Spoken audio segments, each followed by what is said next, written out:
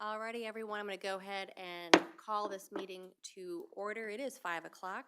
I want to welcome everyone this evening. Happy New Year. Let's go ahead and get started with our invocation, and I've asked our Vice Chair to lead us in prayer.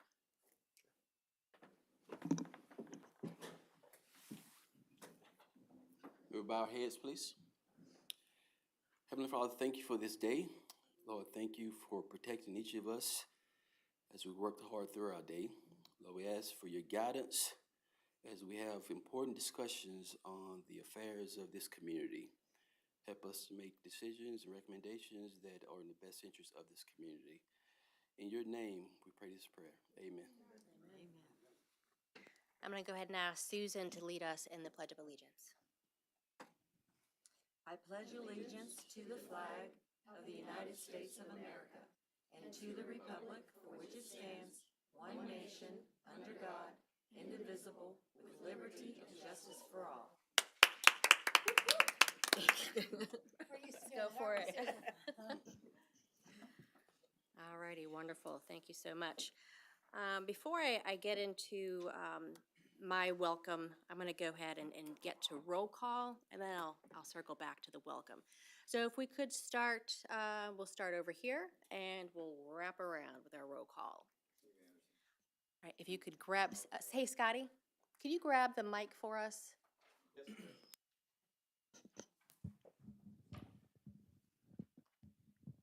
Steve Anderson.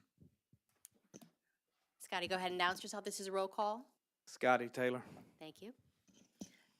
Kurt Moser. Christy Perry. Bill Engelbrecht. Tim Wynn. Sherry Warren. Debbie Pasco. Rhonda Jett. Courtney Connor. Ewell McNair. Susan Callahan. Matthew Mitchell. Glenn Herring. Glenn Taylor. All right, do we miss anyone? I don't believe so. I think we got everyone. Okay, fantastic. Well, again, welcome everyone to our January session of the CRC. Look forward to exploring all of the topics that we have on the agenda today. I did want to, just as a reminder, I know we probably all are fully aware, but just wanted to remind everyone, the CRC, the only authority that is vested within us, and this is for our audience as well, and those listening online, the only authority that is invested within the CRC is merely to explore topics for the revision of our charter, topics that the community is interested in pursuing and is supports. And should there be anything that we recommend, this charter provides a very detailed course of action that we must follow. So there's no unilateral action that the CRC can take, okay? So if there's anything that we recommend, it must first, we have to have 3 meetings in accordance with this charter at a specified time frame. Once we fulfill that recommendation then proceeds to the Board of County Commissioners. It's up to them to either say, yay, we approve this, or, you know what, no, we're not going to approve it, and then it's dead right there, all right? But if they do approve it, next it goes to the voters, all right, on the general ballot. The voters ultimately have the final say, not the CRC. It is the voters that will determine whatever, again, if we make a recommendation, it will be up to them, should it make it to the general ballot, to say yay or nay. All right, so I just wanted to clarify that, and just for the voters or the members here, as well as to our audience, just to clarify a few of those things. Also, I noticed some discourse online with regards to transparency. I just wanted to take a moment to settle that right now. Again, in our charter, the CRC is a public-facing body. Everything that we do is open to the public. All right, we are under the Sunshine Law. We have to do everything in the public's purview, okay? And we are here to support the interests of our community members, all right? Not our own individual agendas. So I do not need case law, a statute, or a rule to tell me to be transparent. Given our public position, in my opinion, it is a fundamental duty for us to be transparent in everything that we do. So that, should we make a recommendation, the Board of County Commissioners knows exactly what we are presenting, what we are recommending. So that the community members, should it make it up to them, they know exactly what it is we are recommending. So we will be transparent. And in order to just remove all doubt with regards to that, I would like to ask members of the CRC as well as our alternates that are here tonight. Does anyone here disagree with our duty of transparency? If you do, please raise your hand. All right, seeing no hands raised, I believe that concern, that issue, I believe that is settled, okay? Let's go ahead and abide by that and work towards fulfilling that duty of transparency for everyone involved. Yes. Can I ask just generally what the origination is of the concern? There was some, again, discourse online of various social media avenues that I've reviewed and read, just some concerns presented by our community members with regards to being transparent in our pursuits and what we discuss. So I just wanted to refresh everyone that we are a public-facing body, that we do have a duty to be transparent. And based on everyone's response or lack thereof, we are all in agreement that we will abide by that duty of transparency. So with that said, let's move on to approval of minutes from December 15th, 2025. I make a motion to approve minutes. I have a motion. Do I have a second? I second. Second.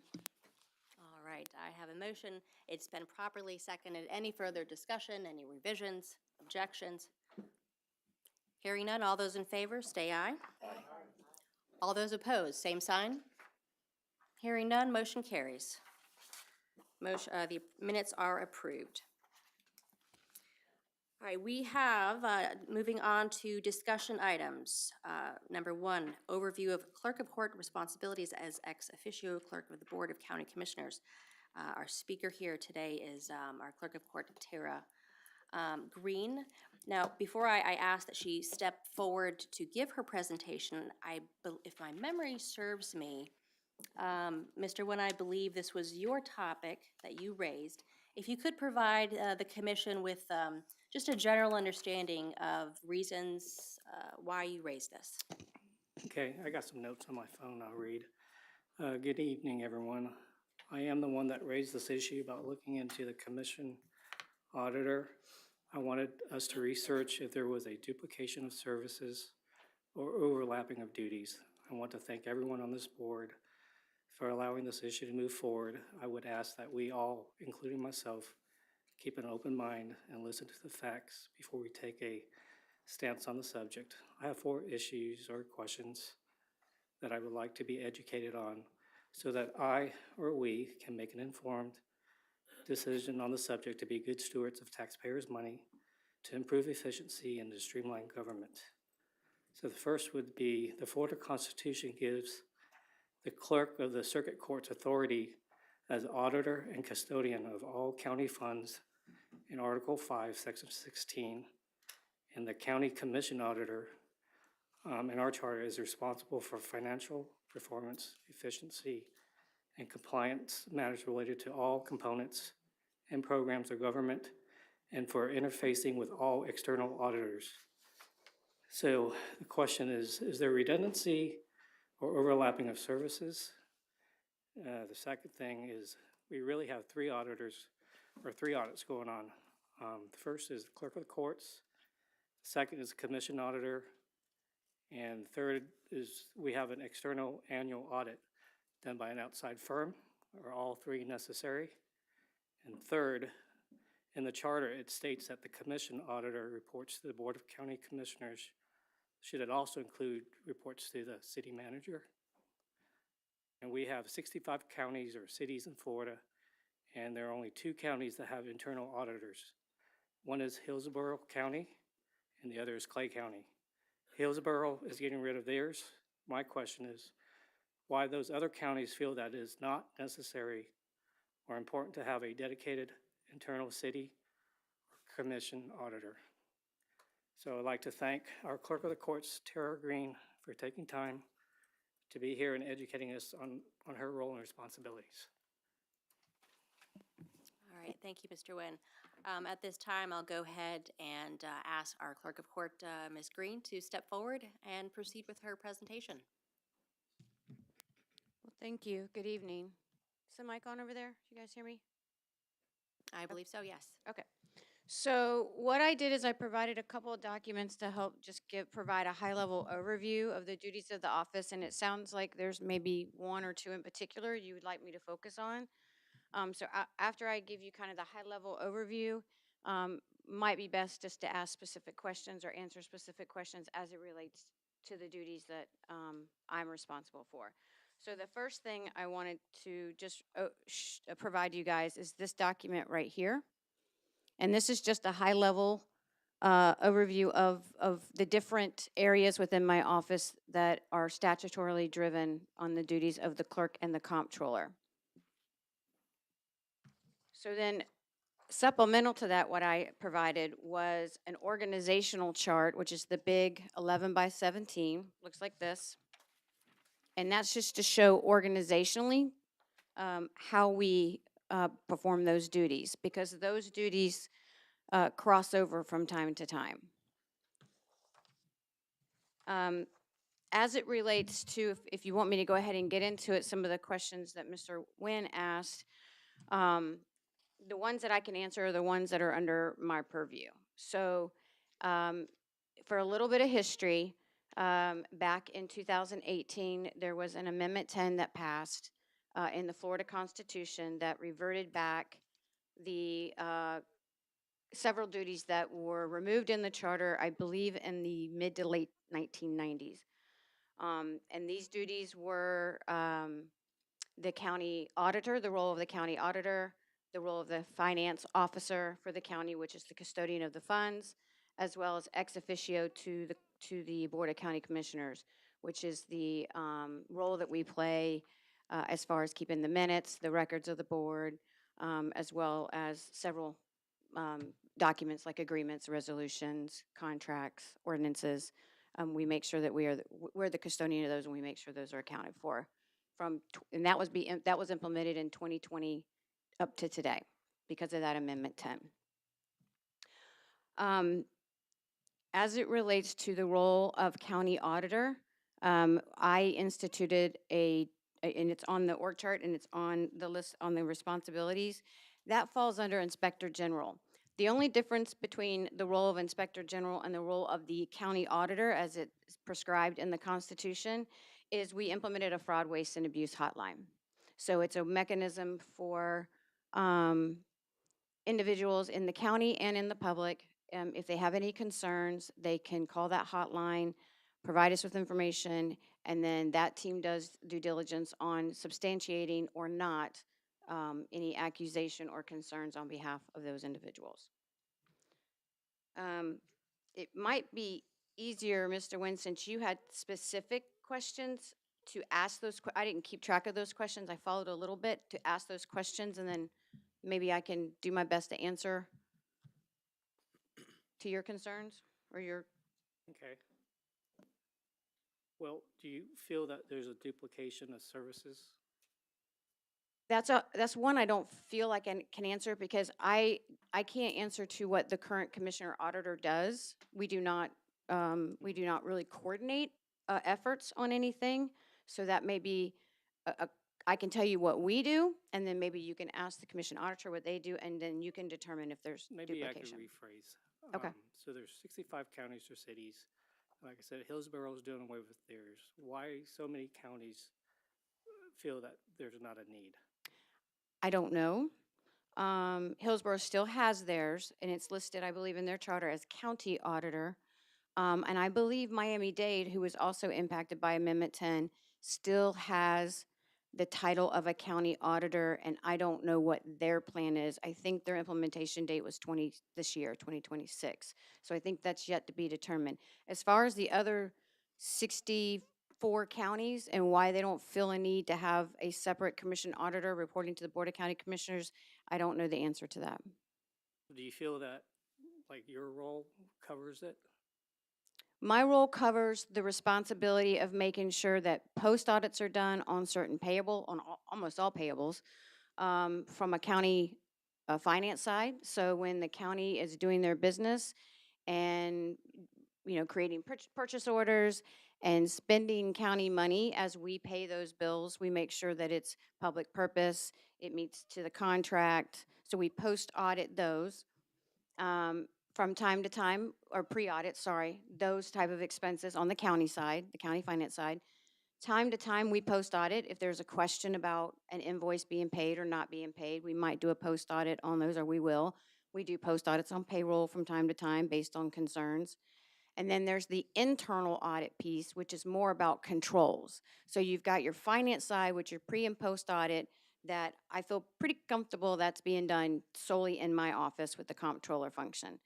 The internal audit is one that's more broad, it's more operational. And in fact, I can tell you the ones that we've done or in the middle of doing in the county to kind of give you a perspective of what the internal audit, which we call risk assessment, is. So we have completed one on fleet management, which was the use of vehicle and policies on that. We did one on, we're about to do one on from Public Works for resurfacing. And these are all, let me just back up for a second. These risk assessments that we complete through the Inspector General's office, those are in partnership with getting feedback from all 5 commissioners, as well as the county manager and any assistant county managers that have any suggestions of where they might want something looked at in the county or in their department. So we work with the county on that. So we did fleet management, which is the use of vehicles, Public Works, which is resurfacing, that one's coming up. That was a commissioner recommendation.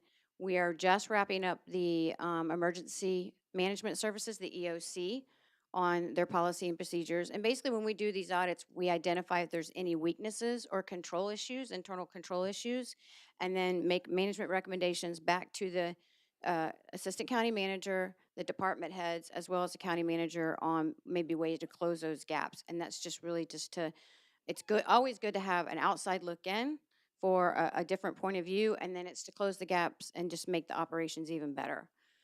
We just finished animal services. That was a request from a commissioner because we are building a new animal services building. They wanted to make sure that the policy and procedures that we had in place today were going to be applicable and efficient and effective in the new building because the services are expanding. And then we are in the very, very near future, within the next month, in fact, I think we have a meeting this week, we're going to be looking at some policy and procedures around impact fees and mobility fees. So those are the type of internal audits that we do outside of the financial piece under the Inspector General's office. So is there zero, like, working relationship with the commission auditor and with your office? It's limited. I feel like if we need to have a conversation or if we need to work together, we have great partnerships with the county. It's something that we can do. I believe fleet management was a little bit of a handoff to us, or maybe a handoff back to her. I will tell you that when we finalize our risk assessments and we provide our management recommendations, I believe the procedure on the county side is for the commission auditor to then work with the assistant county managers or the department heads on how to implement and or respond to those management recommendations. I do believe there's a role there. Now, does that person, like when we do the annual external audit, is she or he involved? No. only your office? I would say the first year, maybe out of a little bit of confusion, the role was overseeing a contract, I believe. But as far as the actual implementation of the external audit with the external auditors, that is 100% the comptroller's office. And so that is a long process. We just kicked it off this month. And that role is working with external auditors, providing all the documentation, sampling, everything that's needed to properly audit not only the county, but all 5 constitutional officers, and to have the government-wide financial statements produced. And Mr. Nguyen, if you give me just 1 second here. So don't want to get too deep into the question and answer part, only because that should be reserved for under new business. Clerk of Court, I do want to give you the floor to, if you have additional, to finish your presentation for us. However, if you would prefer a more back and forth question and answer session, if I could just ask for your indulgence to let us get through some of the quick items that we have to discuss here, hopefully quick, and then get into new business. We'll make sure that the commission auditor. I'm here for you, whatever your preference is. Okay, if you wouldn't mind. Just so that I can resolve what I'm feeling is a contradiction. Under the comptroller, you are responsible for the financial and accounting. That's what your auditing is primarily responsible for doing. Under the Inspector General, however, the audit, and I think there's a contradiction in what we're seeing as audit, that's a group of individuals who are supposed to watch procedure, policy, implementation, execution, use.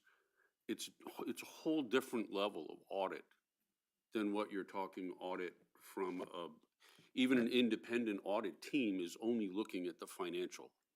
They're not looking at your procedures, policies, and everything else. Under the Inspector General, am I correct? Correct. They can go in and they can tear apart a policy to make sure that a particular group of individuals are complying with the policy and procedure. That would be an audit.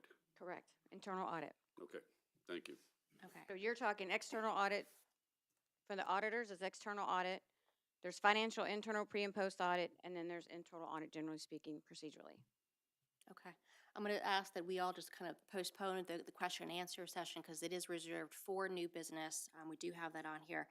Clerk of Court, I want to thank you very much. If you could just indulge us just in a few minutes or however long it takes for us to get through to new business, we really appreciate your time. Sure, yeah. Thank you so much. So with the understanding that we will have her back up to answer everyone's questions because I want to make sure everyone here has an opportunity to ask anything that they wish to ask. We all have that right. So with that said, we are at the point of public comment. So I'm going to go ahead and open it up to public comment for all those who may or may not be interested. All right. Seeing and hearing no one move up to the podium, I'm going to go ahead and close public comment, bring it back to the commission, and we're going to go ahead and move on to old business. We have an updated charter topic list.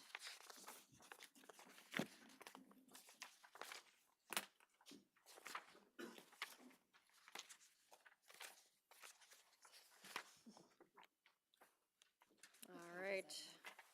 25 of 31. Okay.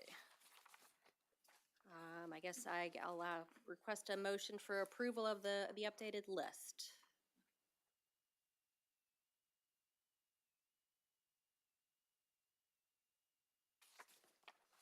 I make a motion to approve the new list as presented. All right, we have a motion. Do we have a second?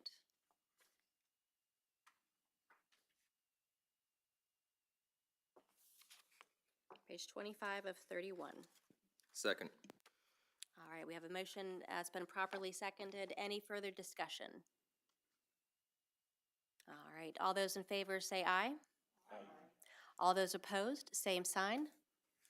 Hearing no opposition, motion carries. We'll go ahead and proceed with this charter topic suggestion as presented on page 25. All right. Under old business, point 2 here, we have salaries and other compensation, under section 2.2 legislative branch, subsection C, paragraph C. Now, before I open it up to the floor for discussion, I do have a few words to say, but then I will open it up for discussion. And as we proceed through this, I just want to, I think, reset the discussion here. I'd like to go back to what our supervisor of elections left us with, I think, as a guiding principle before he stepped away, and that was to really ask the primary question: what is the problem?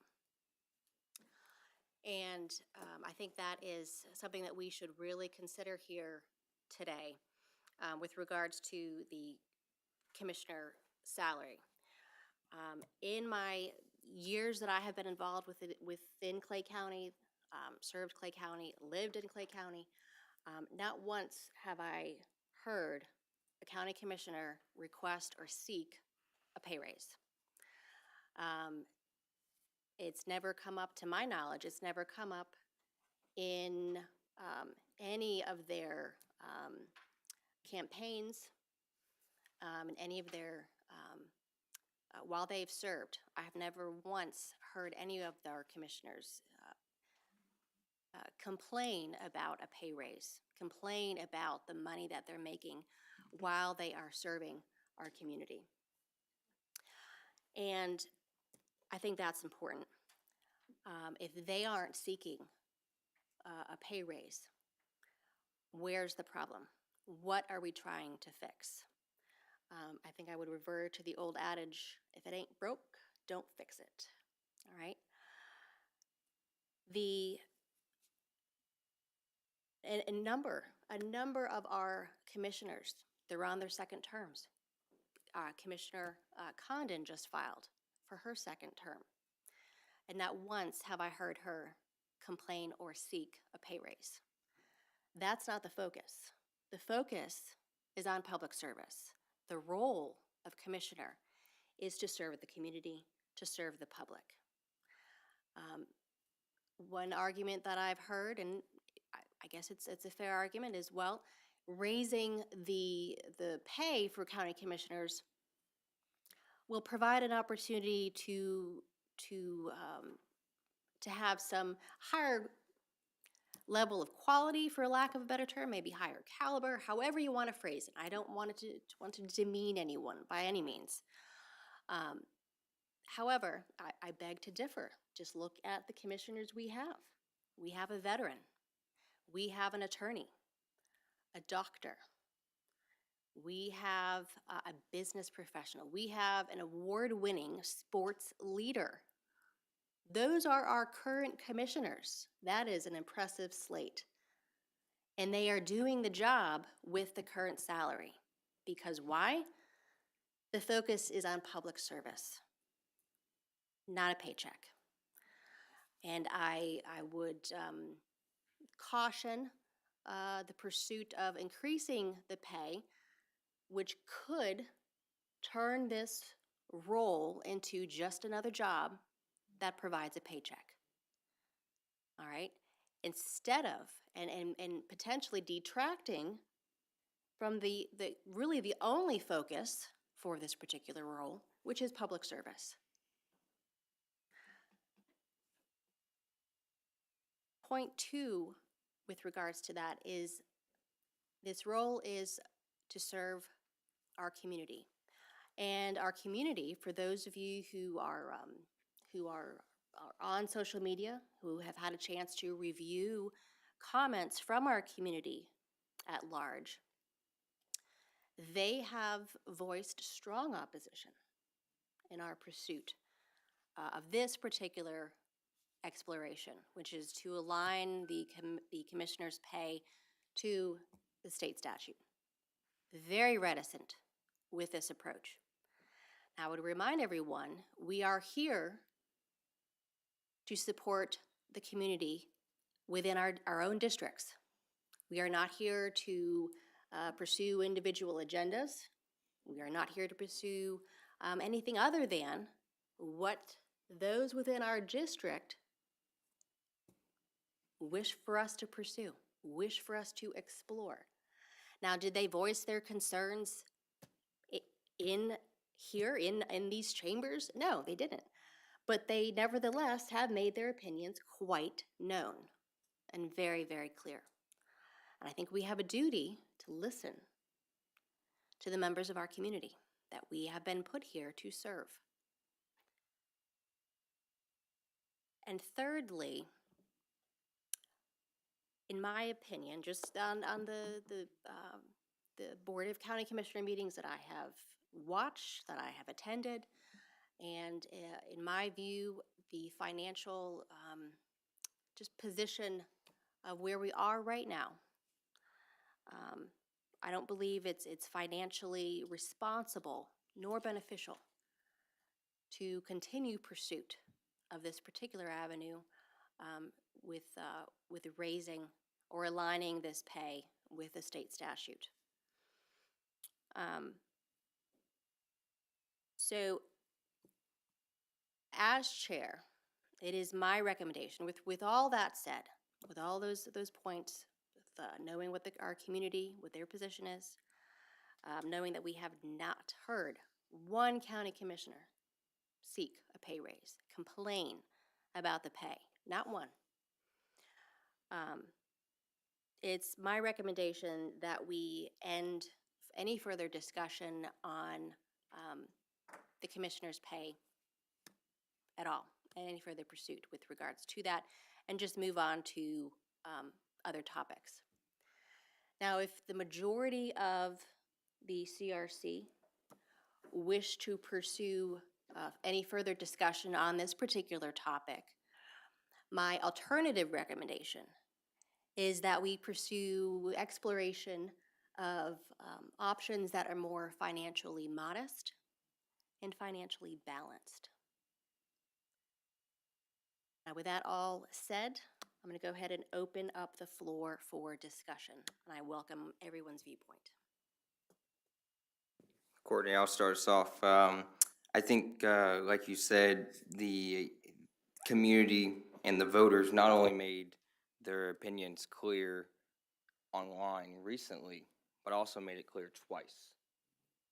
Twice. Not once, not twice. And again, if we put it on, it'll be a third time. They'll make it clear. It's a waste of taxpayer dollars, in my opinion, to put this forth because we know the outcome. And that's my opinion on it. So I'm with you. I wasn't here last week, and the statement that you made, that speech, was very well thought out, and I support you too. I agree, we do not need to pursue a pay raise. Any further? I not that I care a lot, but I do have another perspective of it. Knowing that the pay has not changed in 18 years, and knowing that the job is bigger because there are more people here and because the cost of living has increased, I wonder if it would be something a little bit more digestible, because I don't think 100% of the people we've heard from have said no, no, no. I think we've heard loud people say no, but I don't know that that's 100% of the people. I wonder if there were to be something, and I wrote it down, if we were to say something like, hey, look, the pay has not changed in 18 years and it's out of sync with the state statute, so we'd like to increase it by 10%, 15%, some number, just annually to make it more commensurate. Just something so it's much more modest, but it's more fair to the people doing a really big job. It's important that they're doing it, and I think that it's fair to compensate them appropriately. So what about just adjusting the pay a percentage annually for a number of years, and if it would be more modest and more comfortable, perhaps. That's up to I would not members support here. that. I would say let's just drop it. Let's hear from the other members. Christy first, and then Len. Go ahead. So we did discuss this the last time, and I thought it went to a vote that we were going back to see what language would be put on the ballot during this discussion. I may be wrong, but I still believe Clay County should align to the Florida state statute, not an arbitrary number that was decided 18 years ago. The statute governs county commissioner compensation statewide, not just in our county. It's not an arbitrary number. It's selected by inflation, size of your county, your districts, those types of things. And if you look into chapter 145 that statute aligns underneath, it also talks about how other public service is compensated to include sheriffs, county commissioners, and the different county clerks. That way it ensures equitable, transparent, and consistent compensation across Florida. This also aligns us with the counties that are around us. If we're paying our commissioners, so just because a commissioner to me has not complained that they are not getting enough money, it doesn't mean that we shouldn't compensate them for the work that they're doing for Clay County. I would say, I think we need to just ask the voters, do we believe that we should be aligned to the Florida statute? Or do we want to continue having a number that we made up in a charter that was made up 18 years ago? Me, as a resident of Clay County, I would like to follow Florida governance and statutes that the other counties around us are doing to make sure that it's transparent to all members of Clay County. They can look it up, they can read the statute, and they can see exactly how the compensation is working. And I think that's not only fair for our residents, but I think it's also fair for our commissioners. And I think you're absolutely right. We have some great commissioners, and they work really, really hard. But I think we owe them also the compensation for what they're doing for us too. And that's where I stand. I always believe in following the statute and following the general law. And I think that's probably a more fair and balanced way of doing it. Thank you, Christy. Rhonda, 1 second. Len, and then Rhonda. And I fully agree. I think that it's almost disrespectful in the manner in which this has been handled, even by the Clay County residents, if this is the case, and I know it's been turned down twice. But to think that an individual is not worth what a person who works full-time at McDonald's and is expected to do the things that the taxpayer wants them to do, and then complains because they can't get it done, and then say you're being paid more than enough to do what you're doing, because as far as I'm concerned, you don't do what I need done anyway. I mean, you can read what's in the mail, but the people who are satisfied aren't writing in the mail. And that's the sad part of what we've got in social media today, that if you don't like it, post it.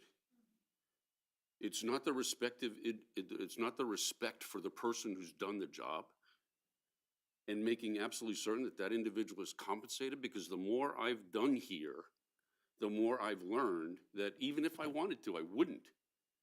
Because not only are we asking the commissioners to do what they're doing for a mere $37,000 a year, sometimes 5, 6, 7 days a week, they don't even have any staff. There's 0 staff assigned to a commissioner. There's one person in this room who takes care of all of the things that 5 commissioners need to do in this county. So what have we done to protect the resident who's paying the taxes, who's expecting a $37,000 commissioner to do anything? And then they complain and wonder why it is that I haven't heard anything from the commissioner. Well, that's because the one individual has got 15 other items on her list. And I'm dealing with it locally because poor Betsy doesn't have anybody else to go to but her. So when you turn around and you say, this is not fair, you're not abiding by the law. The fact of the matter is, the state of Florida passed a law. And you're sitting here telling everyone that we don't care. And I'm sorry, it is a discussion item. It's not something you can just dismiss. I think the problem here is if you want to get this done, you need to educate the taxpayer. Because the people who are complaining on the social media pages are complaining because nothing is being done that they think should be getting done. And the fact of the matter is, there's no staff to do what they're doing. I'm the president of the Civic Association, and I'm fighting garbage with permits and compliance requirements, and poor Betsy's literally just got her up to here. She doesn't have any more time, and she doesn't have any staff. And I'm saying, okay, Betsy, your $37,000 a year is more than enough for you to do what you're doing. I don't think you can just say, okay, done. We're a law-abiding country. The state passed a law. We are blatantly violating, in writing, the law. And I think it needs to be fixed and changed. And I think to not do so is not compliant with the law. And I would add to that I wonder if the voters know that there is a statute that determines county commissioner pay. And so that's why, looking at here and some of the language here, I think that's what we need to go back and ask our voters to vote on is, do you want to comply with Florida state statute for county commissioner pay? I think we need to ask them that, because if I'd been asked that way, I would absolutely say, yes, I want to follow the law. To me, it's fair, it's transparent, and that's what I vote on for different governing officials. If I And may, hold on, just 1 second. I have Rhonda, Len, I'm sorry, just 1 second. Rhonda, did you have a comment? And then I'll go to Pat. I did have, actually two. I thought we were at the point of a board that we had moved this to ballot discussion and the way that looked, and that's just a clarification of me of where we were with the topic. So, and secondly, I think we also need to realize how this transpired in the first place 19, 18 years ago. At that point, we had county commissioners, two of them that got caught in the middle of it were making the $60,000 a year. The other three that won their elections got hit, so they were dropped down to the 37. And that was done out of vengeance and meanness and hatefulness and all the political rhetoric that we all up here despise as citizens. It goes on. And now 19, 18 years now, we're looking at this going, oh, well, sorry about your luck. And I think it would be hard-pressed to find any elected official to come to you and go, I need to get paid more. So I think that's a little unfair to our county commissioners.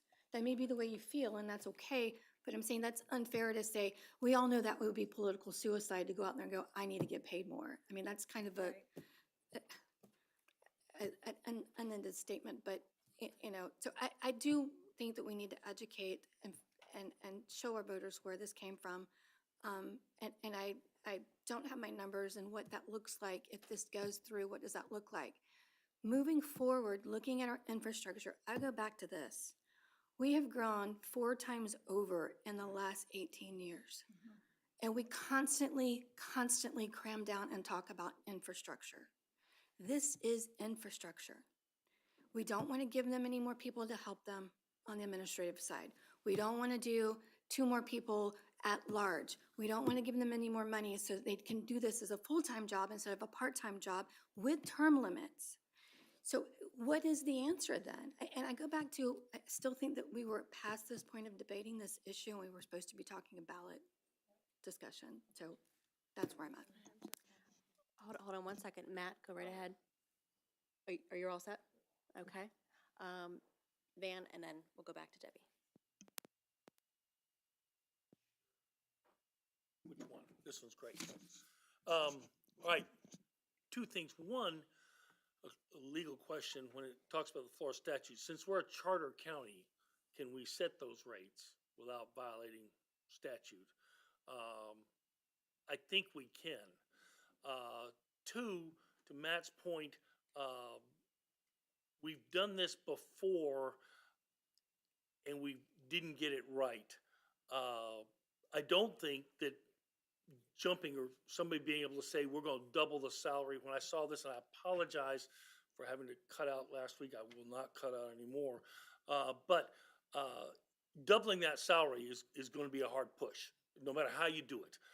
So to Ms. Pascoe's comment about somewhere in between that says 10% and COLA from there on, they deserve the increase.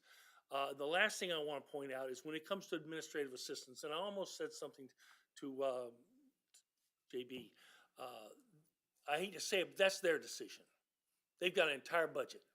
They can take that budget and they can say, we need an assistant, and we can, they hire people in every department, period. That's not set by us, and that's not set by the public. That's their decision that says, okay, rather than spend it on an assistant, I'll pave another 500 feet of road, or whatever it happens to be. But that discussion, we shouldn't legislate whether they have an assistant or not. If they need an assistant, then they go out and get it. If we don't think they should have an assistant, then we go out and change the county commissioners and say, hey, we want somebody that doesn't need an assistant, which we wouldn't do. But that's their decision. That's not us, and that's not really the county citizenry that's saying you can't have an assistant. That's their own decision when they make the budget. Okay, Debbie, did you have a comment? And then we'll get to Matt. Yeah, just to follow up a little bit. It shocks me a little bit that we know if you put people on the internet and let them complain about a thing, they will do it. And we can be so mean. People will say things online that they would never say in person. So I'm shocked that we're sitting here thinking, we're gonna bow down to the people who are really mean on Facebook or on social media. Like, I don't think we should bow down to people who complain on the internet. It should be something that's voted on. And I do agree that we just need to change the wording. We need to address the valid concern, saying, hey, can we double their pay? That might be asking way, way, way too much. But I go back to my suggestion of just adjusting the pay periodically over a number of years. And then the other question is, the last time we were voting, we were looking at the abortion, like making these, like adjusting the legality of that. And there were so many public meetings and education moments and people going door to door. There was a time that the voters had been given time to be informed about, okay, what does it look like? What are we talking about and why are we talking about it?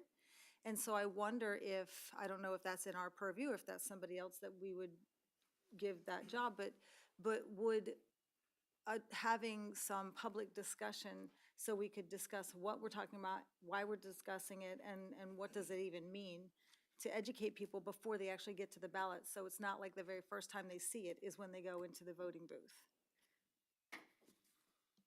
Okay, Matt? Yeah, just this last piece. We do comply with state law. So, I mean, that's a scare tactic, in my opinion, that we tell voters, hey, we don't comply. We are complying with state law. We're a charter county. So if we didn't comply with state law, the government, that would have been changed 18 years ago. We have to comply with state law. And then the second part to it is, we're asking our voters to do their own research, which I agree. Every voter should do their own research. But the question at hand is, we should be fully transparent in what we're putting forth, and not saying that we'll put set by general law for the county commissioner, which would be quote unquote state statute. Well, what is that? If a voter doesn't understand how to read state statute, that's a concern that is out there. Or if a voter doesn't know what our population size is, or what our population size will be in 10 years, what is that going to change? So in my opinion, this is not transparent language at all, not at all. And I just feel like it has to be transparent. Again, I was the only no vote on this last time. I will proudly continue to be a no vote on this, not because I don't like our county commissioners. I love every single one of them, love all 5 of them, campaigned for them, like I said last time, lots of them. I just don't think we are in the position right now to move forward with this. Thank you, Matt. Steve, did you have some comments? Is this on? It is on, yes. Okay. Okay, I'm going to continue on with what you said. You say we should show impact. I totally agree. I think we should put on there that it's a 0.036% increase. That's what it is. That's how much it affects our budget. So let's put this in perspective. 0.036% is what this impacts. So put that on the ballot. I agree with you. I think the biggest thing I think we're missing right now is we meet every 4 years. So we make recommendations to the voters. The voters make the determination. We don't make that determination. They do. Those are what you said. I think it's completely unfair not to give them a chance to make a vote. It's the great part of being in a republic. Let them make the decision. So we talk about a big increase. This 37,000, I have no idea where that number came from. I went back and looked. I don't know who came up with that number a long time ago. It was like snatched out of thin air. And now we're going to compare today's salary based on that arbitrary number. You can't do that. I mean, you also can't do it without adjusting for inflation. If you adjust for inflation, you're at 59,000. So you can compare that.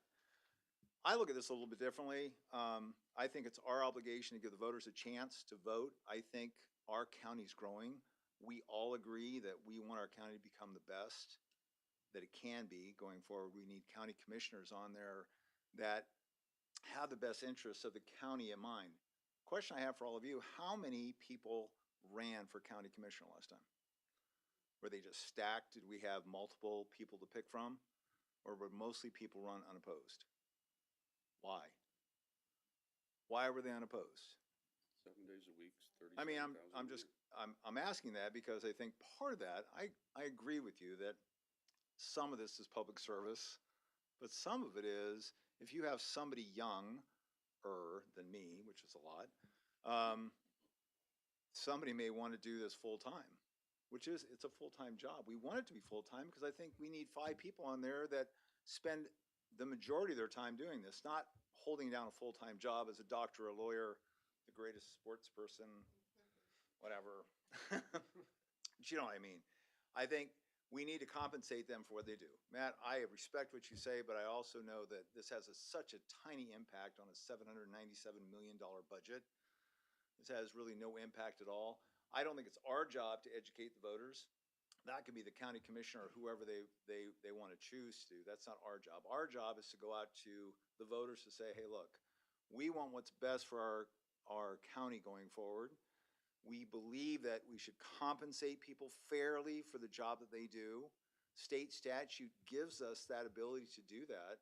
As far as being transparent, I have absolutely no problem saying we should follow the state statute, and it's going to impact your budget by 0.036%. Tim, did I see a hand raised? Yeah. there? If I was here, Matt, last week, I would have voted no with you. And I think if this went to the county commissioners, it's not going to make it to the ballot. I could be wrong. I might be just assuming. But in my career, I probably would do this for free. And I think I would not give up. If I ran for county commissioner, I'm not giving up my pension and my career to do this full-time because of the pay. If you paid 6 figures, I still wouldn't do it. I think most of these professionals on the commissioners, they're not going to give up their profession to come and do this full-time. So I don't think income is gonna matter. And I think if we ask Betsy if she wants a pay raise, I'm pretty sure she'll say no. Because I believe I did ask her and she told me no.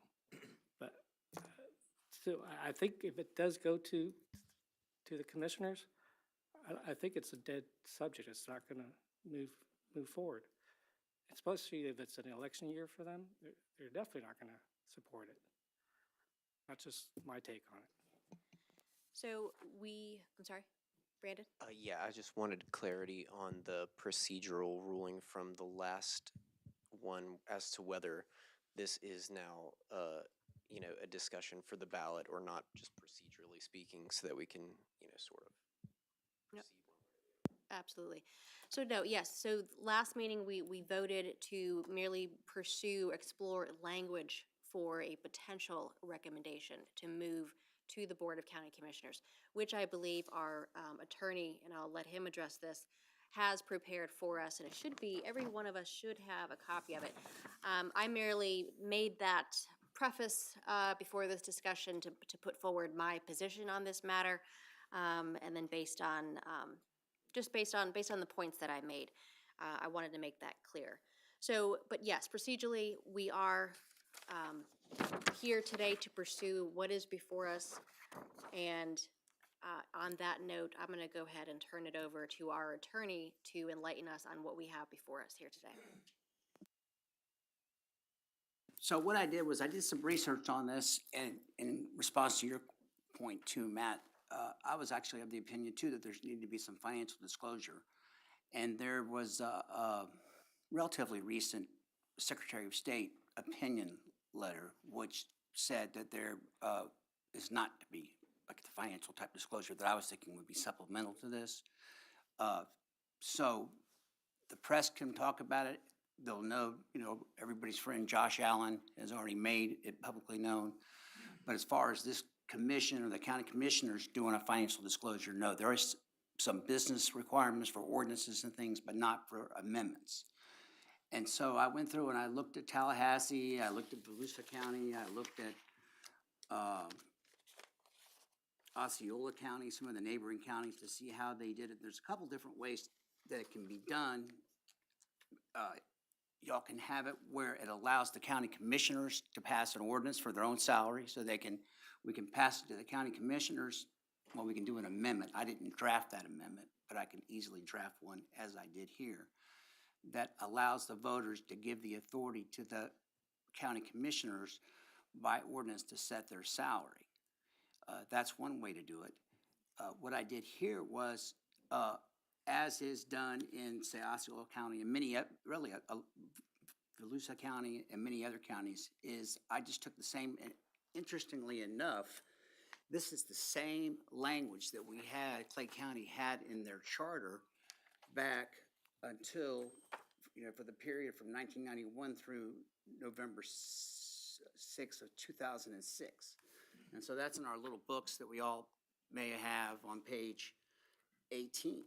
So given the sense that I had for what the commission was hoping to see in printed form, is I just used the same language that was previously already in the charter, and that's what you see before you. And I just amended it. You can see the strike-throughs and the additions, which are not that significant, and then the language that would appear on the ballot too. So there you have it. Hopefully that helps clarify something, the issues for everyone. Counselor, can you read for us and for those viewing online the proposed content of the amendment that you've prepared for us? So, what the ballot would say is, and actually the title didn't come through on this, but the title is, as you can,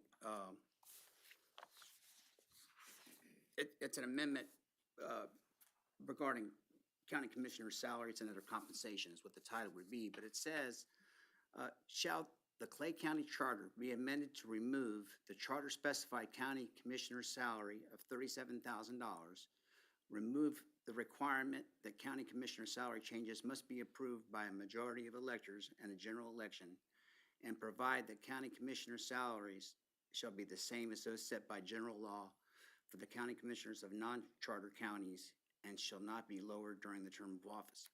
So there's a 75-word limit to the, by Florida statute, to how many you can have in the ballots, and that's 70 words there.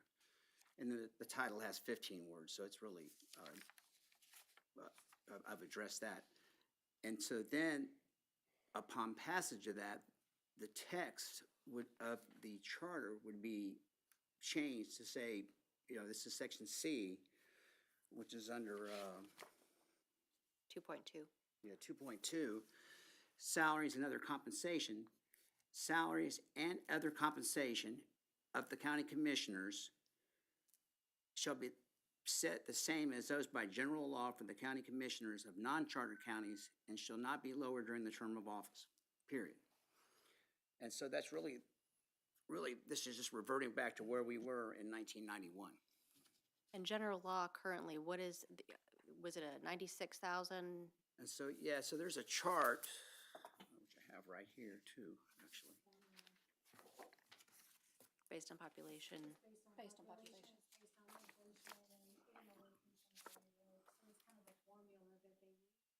Even each district commissioner may not even make the same amount because it's based on their population. Okay, so it's not by county, it's by district? I'm sorry, yeah, by county. Sorry, I meant to say by county, yeah. Okay, so every commissioner would be Yes. paid the same then? Okay, And so that number here is $96,455. 96,000, okay. But that's not what our county commissioners will be paid. That is what That they is- would be paid. Or very If- close to It- that, That's after the formula. yet. That is as it stands. Well, I mean, the formula, I think there's a couple other variables you have to arrive at that, but that's what the basis is on this, salaries of elected county constitutional officers and school district officials. You know, for the, you know. I kind of find it hard that to believe because Duval County is much bigger than we are and they only get paid 90-something thousand dollars. The county commission, city council. And we're much smaller than Duval County, so I can't believe, I'm not saying you're being Right. dishonest. It's hard to believe that the county commissioner's salary would go up to 90,000. I completely disagree with that. I do concur with Christie and Lynn about this. I don't think, and this is where I'm confused, if we're a county commissioner, a chartered county, doesn't our school board fall under that? Because our school board just got raises by the governor, They're separate. but we pay property taxes too. Now, and there's also been language in the past on other, just as a point of reference too, where prior charter review commissions had said, say, 70% of this number. So it could be 70% of the 96,455. So this doesn't have to be a hard Okay, number. that's a little more palatable than 97,000. Yes, well, and I have no opinion on that, but I just wanted to. Right, comment Van, on it. your hand has been raised. Yeah, so I would, I'll try not to shout. One, remember, they got 17 city councilmen, not county commissioners up there, so their government's a little bit different than ours is. But the second thing is that I believe I remember, JB, I think I remember the story, and Scotty may be able to tell me as well. It wasn't an arbitrary number, the 37,000. That was the beginning salary for a teacher, 17, 18 years ago with no change. Quite honestly, the number that you raised, the 59,000, the 3% per, you go, ooh, wow, that's, I hate to say more palatable, to your point, that what do we believe as a commission can be passed? Well, we can throw anything on there and say, well, it was their responsibility. But if we really look at it and say, what can we accomplish in these discussions? I would tell you that 96,000, 97,000, maybe less than 30 might be, but 96,000 gonna be a tough sell. Somebody's gonna get it out there and it only needs to get out once and it's gonna be out there. 59,000, 3% per year plus COLA or whatever, to me, and I apologize for not being here last week, would have said the same thing. I think that's something that is a number that, again, we're only talking about factoring from the beginning teacher salary 17 years ago, add the 3% on and go from their 3%. For crying out loud, that seems fair enough. So those are my thoughts.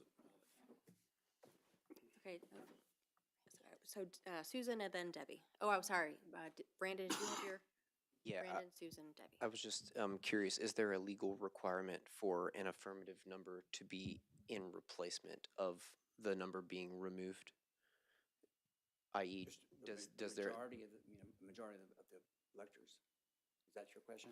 No, so the 37,000 number is on there because it's the number coming off. Is there an affirmative number that the committee has to land on in order to put it No. into writing? Okay. Susan? Yes, I've spoke to a lot of people about this since the last meeting, and I love our county commissioners. They do a great job. People think it's a part-time job. It's not. It's a full-time job, and I never realized it until Commissioner Renninger was telling us all that. I'm retired. Would I do it for $37,000? No. I mean, you've got people constantly emailing you, calling you, doing this, doing that. I would not do it, even though I do a lot of things for free. But do we want that higher caliber of person? Because our county is so big, it's up and coming. We want those people to come in and help us become this county that we want. So I want to do the higher amount, but there's no way we can. What I was coming tonight, I was going to say, can we go for maybe a 3% COLA every year? Just something that people would actually agree upon, that I still want that higher caliber person, because how does a lawyer, how does a doctor, how do all these people work a full-time job and do this part-time? All these people are so upset with our commissioners because they're allowing all this overgrowth. And I know it's not our commissioners now that approved it. It was way back. If they had been doing their job full-time, would this stuff had not fallen through the crack? Maybe if we had that higher caliber people full-time, they would be able to keep their, finger on the, thank you. So I agree with, definitely, they need something more. I just know that we're never going to get that amount passed. I vote for going more like 3% and every year getting a 3% raise. So hold on, wow, Debbie and then Rhonda. And it's just a point to make. Yes, it's been brought up before and it's been knocked down before. I think the way we approach it could be addressed and changed. It's not, it would be what was fair. And the question is okay, we're looking at a role that has not, the pay has not changed in 18 years. So if we do nothing now, then next time it'll be 22 years and then 26 years and then 30 years. How long do we let them get this pay from years and years and years ago and not address it? That's my point. Rhonda? I just would, just for clarification for everyone, someone to explain the 3% COLA, that way everyone knows how that's derived and how that works. I am not the tax expert. Am I? Does anyone have? Hold on, whoever's speaking, I need you to turn on your mic. Van, can you explain that? It's normally done by contract. And what the stipulation is, the contract provides a number. And in some contractors, depending on how it works, it can be a number plus current. So if the current is higher than the 3%, they can get more than that, but they won't get less. So the 3% can be done by contract, which means you could put it in this statement would be 3%. You can't make it less, but you can make it more. And that would be based on the current percentage.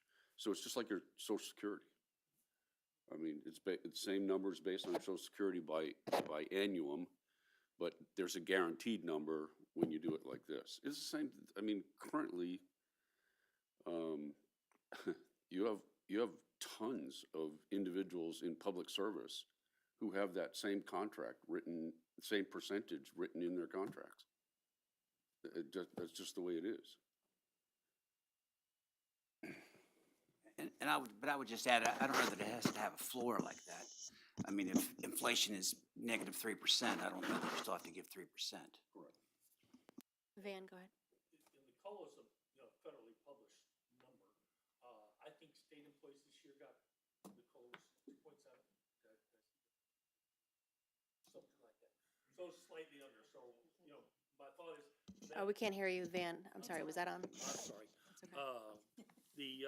Red light's on. It's a federal number, and I think the state was, the COLA increase, which was 2.7 or 2.9. I would think from just a clarification standpoint, the difference between a 3 and or COLA, you just say COLA increase each year, which is no different than just about every other employee, around is getting. To Susan's point, I'm not sure that maybe we shouldn't get a little bit of a bump to start from, rather start at 37. and I know that can be arbitrary, but you probably go back to the teacher's salary, and find that it's probably pretty doggone close to what 57, 59 is right now, for starting teacher salaries in Clay County. I don't know that it has to be completely arbitrary, but I do know we have to have some kind of, rationale for it. And so I like the idea of what the COLA increase was from 2017. If you only had a COLA increase and you got to 57 or 58, 59,000, that's where we came up with a number, and we're just asking that number go forward because we think that that's been a fair, and this doesn't, again, account for the fact that the job is twice as hard. It's the same pay, just, hate to say properly adjusted, but adjusted. And that 37 number was, to Rhonda's point, it was a punitive number. They were getting paid then. So it was punitive at the time. And now we've got an opportunity, I think, and I realize how difficult it is. Hold on one second. Yeah, we can do it. Steve But anyway, had his that's hand it. up first, I'm and then good. I'll go to Rhonda. Steve? Okay, quick question. Is the state statute, is that tied, does that have a COLA in it? Do we know? The reason I'm asking, if it does, then you could very easily go back to 70% of the current state statute puts it right at about 60,000, which would take care of inflation since 2008. So that means they would be paid in today's dollars exactly what they were paid back then, adjusted for inflation. If the state statute has COLA already adjusted, then that takes care of it going forward. So 4 years from now, they're still not, they would get paid the same amount, COLA adjusted, inflation adjusted, I'm sorry. Does that make sense? It makes sense. Rhonda? I just wanted to add to the history of it is that it was a ballot initiative that got on the ballot of how it got reduced back down also. So it was the disgruntledness of some actors. And that's just to wrap that up. And it wasn't that the CRC at that time said, hey, we're going to do this. It wasn't that the Florida said, hey, we're going to dock you guys. And I find it that at that point, they were making the 60, and then the new guys came in and they got hit. So that's just some of that history. Tim, go ahead. I have some numbers for you guys for Jacksonville City Council. Came from a city council member. 61,800 for city council. The president makes 75,000 for 1 year.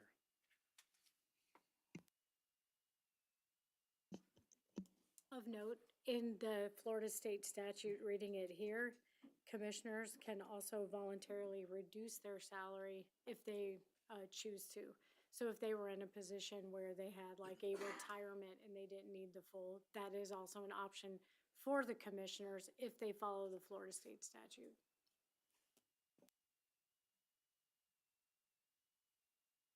So we have a lot of numbers being thrown out here, a lot of good discussion. We have Scotty, your hand is raised.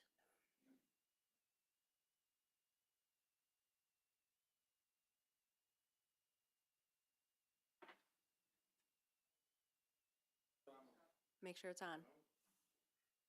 There we go. Okay. As y'all probably know, I'm a lifelong resident of Clay County. My family goes back like 6 generations. And I think the only person that's in here that was here at the time when all that was going on was Mr. Royal. Glenn, you might have been here too, but I don't know about the. I'm telling you. But we do know the history. This is the 4th charter review. I served on the initial charter commission, and this is actually the 4th commission I've served on, although this time as an alternate. Our reputation and our respect that we get collectively from the public or the voters or the taxpayers out there is very important to all of us. I applaud the work that our attorney, Glenn Taylor, has done by just trying to massage this and make it look right. But we don't want to come across to the voters and the taxpayers out there that we're trying to pull a fast one on them. They'll see through that in a minute. And Pat and Matthew, you may be able to tell me or remind me of when I know of either 2 times, maybe 3 times we tried to tie it to the index. We tried to get a rolling, or tried to get a COLA. We tried to get a rolling raise. There was all kind of different formulas we tried to do and pass, and it went to the voters, the ballot, the voters, to the ballot, on the ballot for the voters to vote on. And I believe the first time it was a 60-40 and it was a 70-30, and it was, I mean, it was soundly defeated every time. I think we all agree that that's a big, being a county commissioner in Clay County is a big job. It's a lot of responsibility. And like Mr. Royal said earlier, we don't need to get into what, if they got five county commissioners, they got one assistant now. They can hire 5 or 6 or 7. That's up to the Board of County Commissioners to make that happen at any time. We don't need to get involved in that. But trying to put something over on the voters, even though we don't think we are, we think we're trying to do what's best for our commissioners, but it's going to come across to the voters that we're trying to pull something over on them, and they will be very angry. Not at the county commission, but those of us up here. We when they had that initiative, when there was a gentleman that used to sit right in here in the front all the time. I can't remember his name. Durwood Smith, good guy. He was a school teacher whenever I was in high school in Orange Park. A good guy, but he was a tax watch person. He watched every nickel the county commission spent, every nickel, and he was very concerned about that. And the ballot initiative Rhonda talked about earlier, the people got out there and they stood in the hot rain in the summer and got those petitions signed and had speeches, and they talked. I mean, they were like jumping up and down about it. And they were adamant about a $37,000 what a school teacher makes. That's what they should be making. They shouldn't be making anything anymore. They could be these professional politicians. How many times have we heard that? Professional politicians. So I think that although noble as what we see is a concern, I recommend that we don't try to pull something over on the voters, even though we may not think we are, but it's going to appear that way. When it comes out, it's going to appear that way. I'm not a big social media person, but I eat a lot and I eat out a lot and I talk to a lot of people all the time. And the ones that say, hey, we don't need to raise their salary. We don't need to raise their salary. Our taxes are high enough now and blah, blah, blah and all that. So I would recommend that we don't pursue this any further. Thank you, Madam Chair. Thank you, Scotty. I have, so Van, okay, so Len and then Van. And I hear you, but I still think this is a point of education. If you take a look at what is being proposed right now, based upon what I'm hearing here for population, we are asking every taxpayer to contribute $2. Give me $2 and I'll fix the problem. That's what it equates to. So we have an education issue here to make this right. And I appreciate you, Van, and what's there, but I still believe that what I've gotten from the commissioners that I've had the opportunity to talk to is they're scared to do what you're saying. They're deathly afraid to do what it is that you proposed to increase that staff because they don't want to hear from the people who are willing to make the noise. And yet, when they can't get it done, or you can't get the representation that you expect to do the work that needs to be done as this county continues to expand, this is what you will get. And through education, we were told that our garbage fee was going to go up $19, and I lost the ability to do recycling. So now I take it in my truck and I take it to the dump. We didn't have a whole lot of conversation there. So are we not doing the same thing? We didn't have a whole lot of education. We were just told that's the way it's going to work. But I believe at this particular point, this is all about education. And what you said, out of retribution, their salaries in this charter were fixed. And now you ask a county commissioner to make less than someone who's working at McDonald's full-time. I think that's abhorrent. And it's not what the Republic is all about. The Republic is not about professional politicians. Oh, by the way, as a matter of fact, that's what we want to do is get rid of them so that people who can represent people who need to be represented, not just political politicians who live their life in that world. And that's what a county commissioner is. So we can't expect that of them. I think that we should be able to figure out what verbiage needs to go in this thing, and then, if necessary, start a campaign of education that puts into work a successful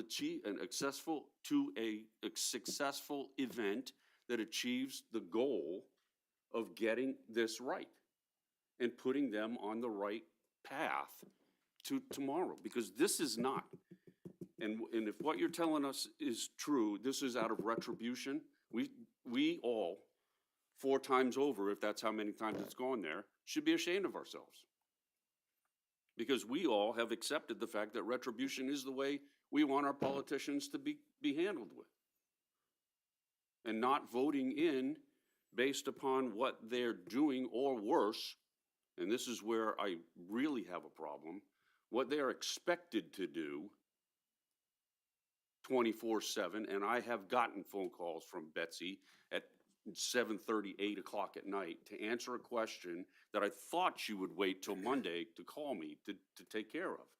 So we're expecting more, and we're offering them significantly less monetarily.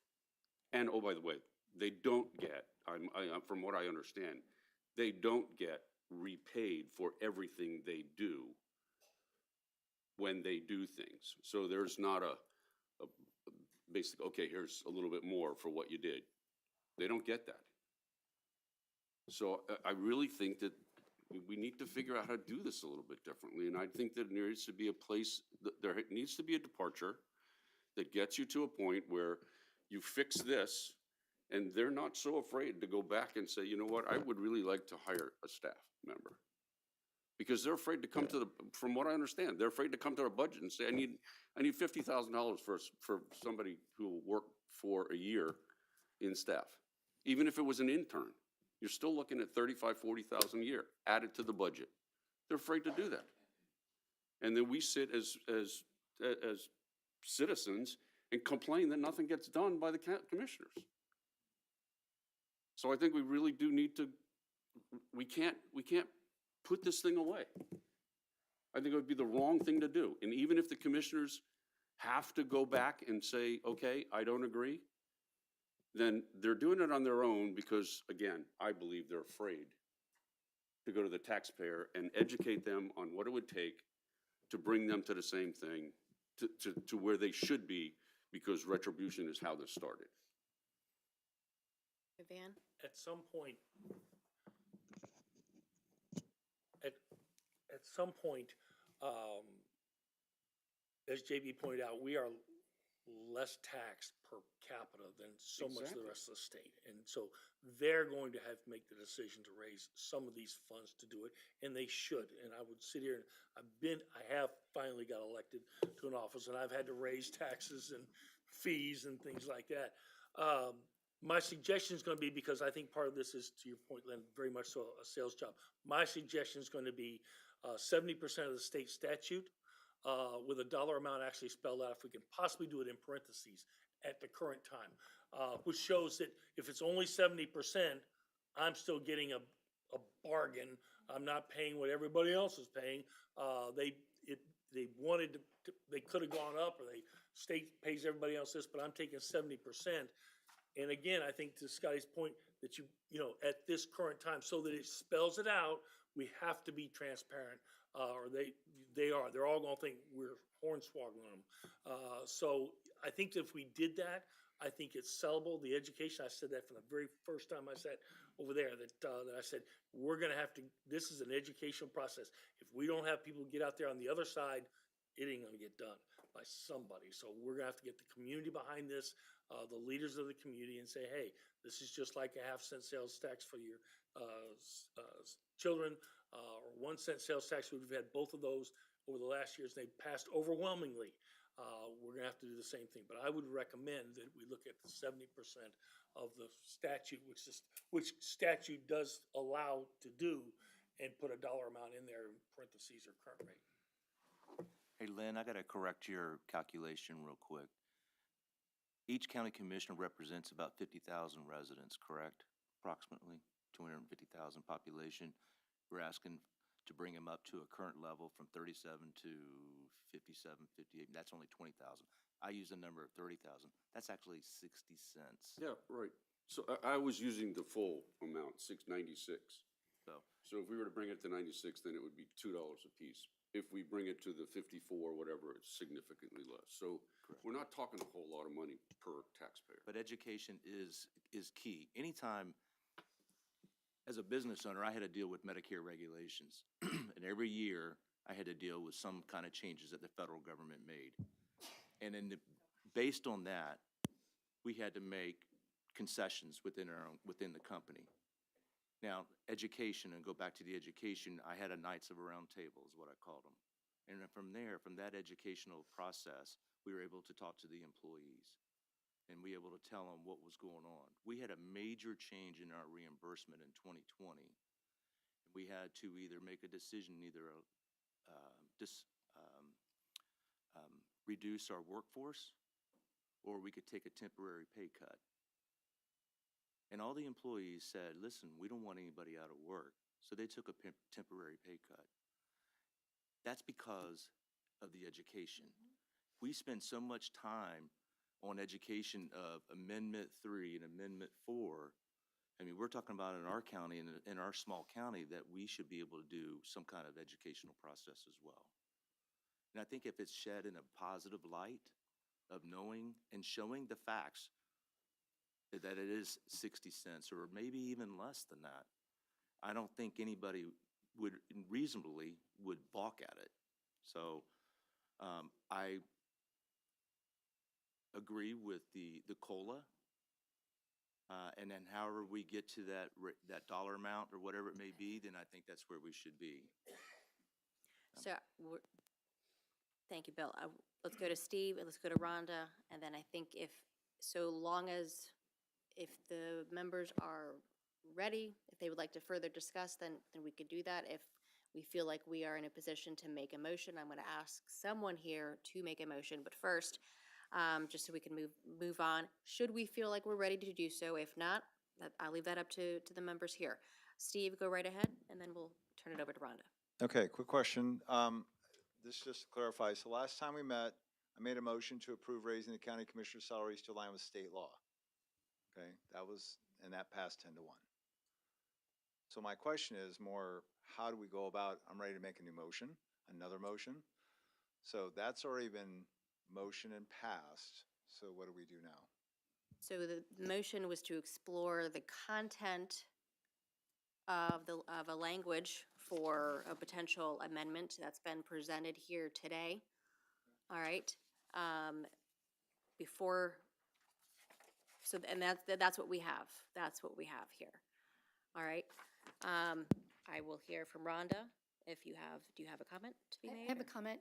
First of all, they do, the way that it's broken out, represent 50,000-ish, but their actions do all over the county. So it's not just, yes, they represent, that's their go-to per district, but the decisions that are made by the entire board affects the entire county. Just wanted to clarify that. But I do want to go ahead and make a motion. I'm going to wing this, and correct me if I'm wrong. I make a motion to change the verbiage that was given to us by Glenn Taylor to read, shall the Clay County Charter be amended to move the charter specified county commissioner's salary to 70% of the state statute, put in parentheses that amount, with 3% COLA. Remove the requirement Clay County salary changes must be approved by the majority of electors in general, and then go forth with what you deem appropriate with what's left here, Glenn, the way that he has it written here. Does that make sense to you guys? Okay. So we have, Yeah. we have a motion. Does everyone first understand what the motion before us Is is? the verbiage. The verbiage. Slightly off. Sorry. Well, 3% COLA is redundant. It's either COLA or 3%, so you could say, 3%. My bad. and that way you don't have whether it's, what it is, it's COLA. And the second one that might be, and we need to check on this, is if the state statute or state recommendations, if they're changed annually for a COLA or some type of adjustment annually. And if they are, then it's already built in. So let me retract my motion. I make a motion for Glenn to go back with our recommendations to change the verbiage of the ballot that you brought forth for us to look at our next meeting and vote on that ballot verbiage. What verbiage are you requesting he? The 70% of state statute with, in parentheses, with the amount, with the 3%. And the amounts are a little, I'll agree with Bill on that. I mean, they're a little confusing on this because, I mean, this is the chart from the Office of Economic and Demographic Research. And for example, Tim's saying that for Duval County, it's 60,000, and this chart has it at 127,000. So I don't have an explanation for what those differences are. I'm sorry? Well, Motion's been made. Yeah, yeah, I- I understand. So that's, right now, that discussion is neither here nor there. Tim, before I get to your discussion at the moment, we do have a motion on the floor as presented by Rhonda. Is there a second? So with motion, 1 second. We have a motion. It has been properly seconded. Any further discussion at this point, Tim? Go So ahead. let me understand this. So this is moving forward with a raise. We cannot drop this So- and just do a COLA only? Is that what you guys are telling me? The motion, as I understand it, currently, is for Glenn to take the language as presented, the 70%, include that in parentheses with the COLA, is that correct? 3%. With 3%. For Glenn to put that into another proposal on a piece of paper, and to bring that back to our meeting in February, and for us to have a vote once we all see it in writing, and to vote on that. Is that my understanding of? And for the record, what is the 70%, just for our understanding? Because obviously, we're getting numbers that don't seem to align. That's why I asked him, that was part of the motion to bring it back so we could look at that in the I know, dollar but for amount. me to be able to vote, on this motion, I need to understand what that 70% is going to look like. And so what I would, to come up, the 70% is easy to do. To come up with a hard number is what I'm suggesting is not as easy to do. Like, I've talked to the budget directors trying to figure out how these salaries are specifically determined and couldn't get a straight answer exactly how you pin them down. I mean, I'm sure we can, but it's not as easy as one might first think.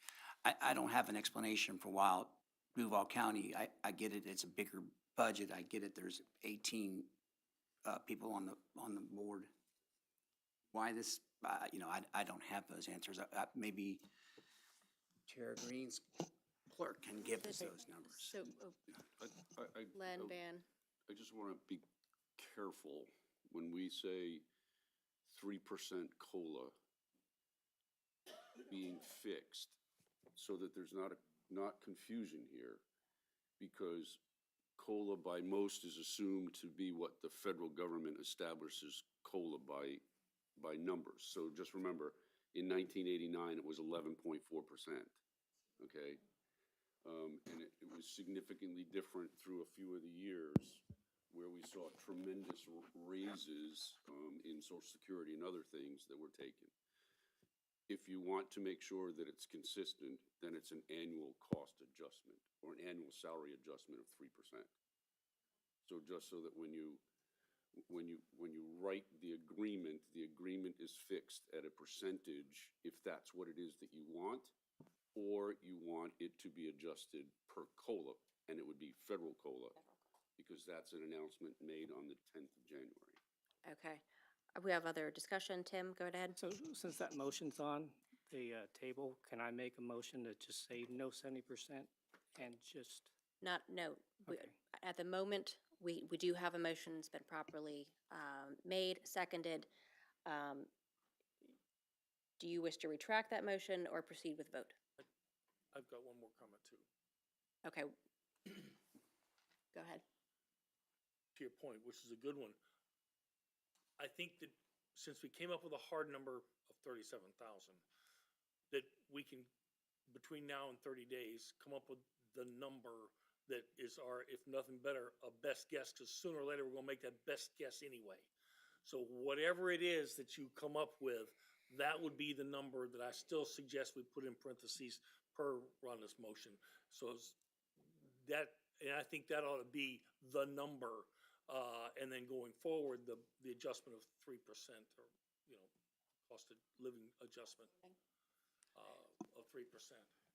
Steve, go right ahead. My only suggestion would be that the state statute, it's set by the state legislature every year. I wouldn't do COLA, I wouldn't do adjustment, I wouldn't do anything, just tie it into 70% what the state has. They're going to adjust it every year when they vote on it. Oh, his mic's off. Hear you. You can't Well, I was trying to talk loudly. Okay, so I was saying is that the state statute is going to be adjusted by the vote by our state legislature every year. They more than likely tie in a COLA. This would just be redundancy. I would just do the 70%. Whatever the state says, we tie it into that, then we don't have to do all this adjustment. Or worry about 11% one year and 2% the next year. It's just set by state statute. My suggestion. All right, so I'm going to turn to Rhonda. Would you like to revise the motion based on the discussion we've had? Yeah, Or we proceed with let's the do vote? that, because I want to make it very clear, and I want to make sure that we have it spelled out and accordingly, and I think most people can understand salary, annual salary, 3% of annual salary. But back to the 70% of state statute, my concern with putting a dollar amount on it, specifically, we'll be back where we were with that 37,000. I think doing the 70% of state statute, and we putting in that amount as it is, I think it's gonna put you at what, 48, 49 anyway? Is it 60? Whatever it is, again, I only like the idea, even if it's approximate, if we do, just for transparency, so that everybody understands what Right. that number would look like. I like that. I could go either way, but, and I have no problems with removing the COLA and assuming that, you know, that they'll take that into consideration. Not gonna go down. Yeah. I just want to make sure that we don't end up in the same situation that we were before, and there's no growth with that, so that that infrastructure is embedded in this instead of where we are currently having this debate. I think we go to the 70% of state statute with 3% annual salary.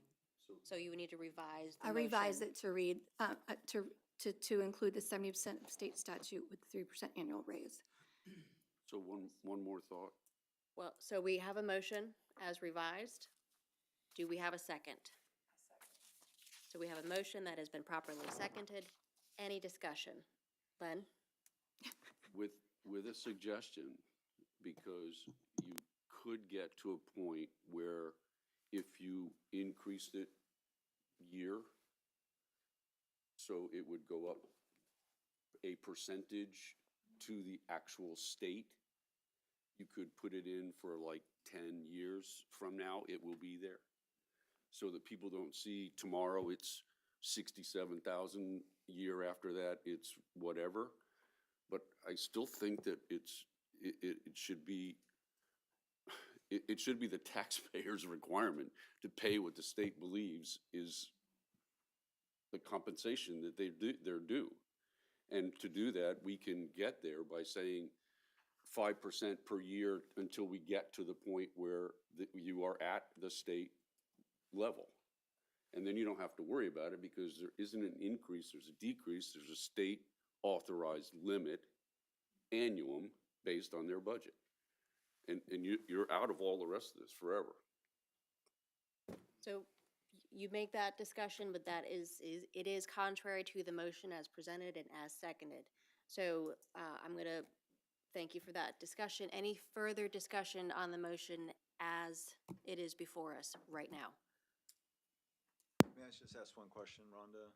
Is your intention to, if the, I'll talk closer, if the state adjusts every year, is it still your intention to add the 3% on top of what the state increases every year?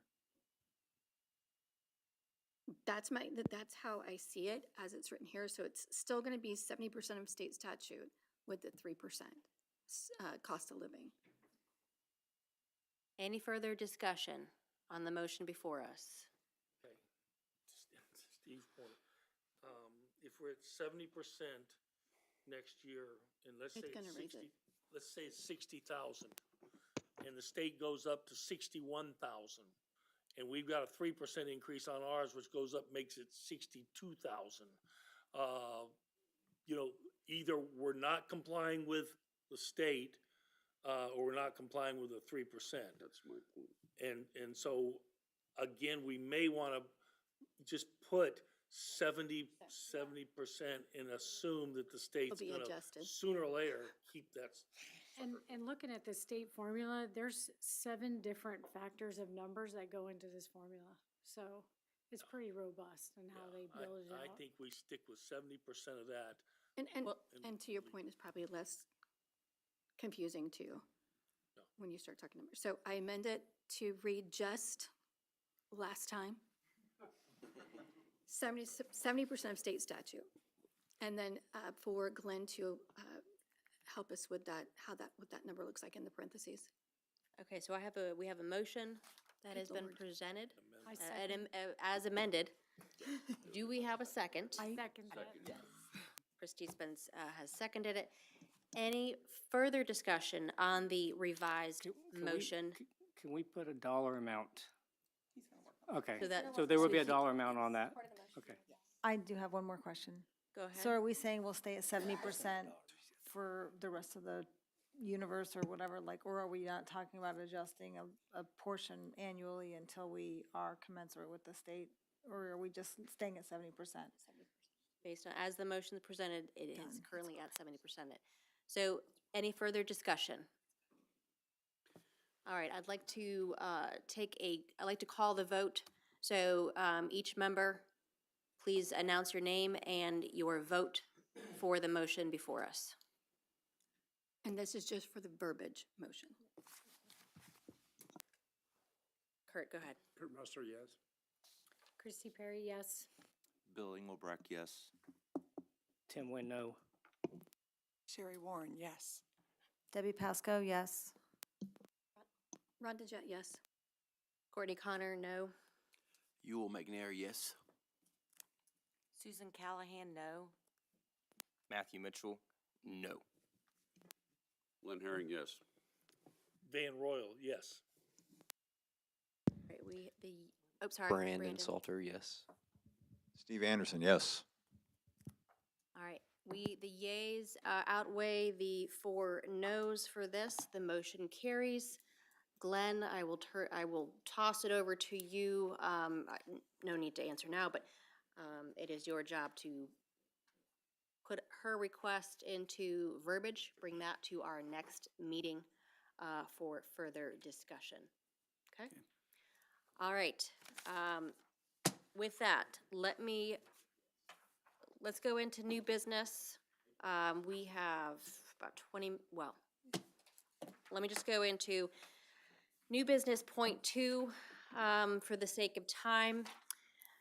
Commission Auditor. So it's Article 2, Organization of County Government, Section 2.3, Executive Branch, Paragraph D, Commission Auditor. So if I could, I'd like to bring back our Clerk of Court, Ms. Terry Green, who's been very gracious with her time, who has remained here. Thank you so much. To answer any additional questions for the group here. Now, if there is, depending on where this goes, if we need to further explore this particular topic, Just know that we can table it and move it over to our next month's meeting, should we need to hear from another independent source, I guess, with regards to what the internal auditor duties and roles are. But that's just to put that forth. Rhonda, I have your mics on. Comments? I think it would be very apropos for us to bring the current individual that has this position within the county and get a breakdown from her of what that job is, what it entails, so that we can see, Tara's done a great job of bringing to us the roles and how that follows and what it falls under, and see for ourselves kind of if in fact there is a lapover, where that lapover is and how it's effective. I think that that's fair if we're going to be talking about this role. So with regards to the particular role, what I want to avoid, and I appreciate the comment, and I do believe we do need another voice to I guess share both sides. However, I do want to avoid what could be perceived as an awkward position for someone who has this particular who is in this role to come in and feel like she needs to defend her job. And I want to avoid all of that. And not to say that we're trying to take away a person's livelihood, because that is not something that I would even consider. So my thought, and I did give this some consideration, is to have another individual who has a wealth of knowledge on this particular topic.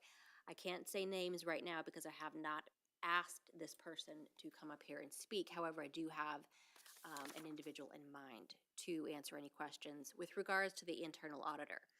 However, for the time being, we do have our clerk of court here present before us. Tim, I'm gonna turn it back over to you if you have any additional questions. Members of the CRC, any questions on this topic? Just thank you again for being here. I think she did answer most of my questions. Okay. Let me, I guess, open the floor up. Can I ask that we be provided the mission statement of each of those particular positions? Are you talking about the responsibility chart? An actual mission statement of the individual auditing efforts. So there's a reason that there's an auditor under the general, if you will, the legal side of the business. And then there's an audit team on the financial side. Is there a mission statement for each of those particular teams? Yes, there are duties that they are required to do as it relates to audit. Can we be provided the mission statement of those two specific tasks? Yes, we have a charter in Inspector General. I can provide you with their charter. Okay, thank you. Okay. Any additional questions, Rhonda? And my request wasn't that it was to critique her, but it's to understand, because she's in the trenches and understanding what she does. It wasn't in defense of her position. That's not our space to decide that at all. It's understanding both of those modalities. So maybe the county manager explains to us that role. I mean, he does that hiring, so that might be very apropos for him to do it if you guys are uncomfortable with the one that actually has that position. I mean, she has the position of clerk of court. We've asked her to come before us and present, so. Thank you, Rhonda. Tim? Hey, Tara, since the commission auditor only answers to the board, do you think that's appropriate, or should they answer to the city manager? I think that's a decision of the county government. How many people only answer to the board? How many positions? I believe 2, Courtney? 3? 3. The county manager, the county attorney, and the commission auditor. Thank you. And just so I'm clear on the reason why this was raised as a topic, the concern is, Because I feel like before that amendment was passed, then that would be appropriate.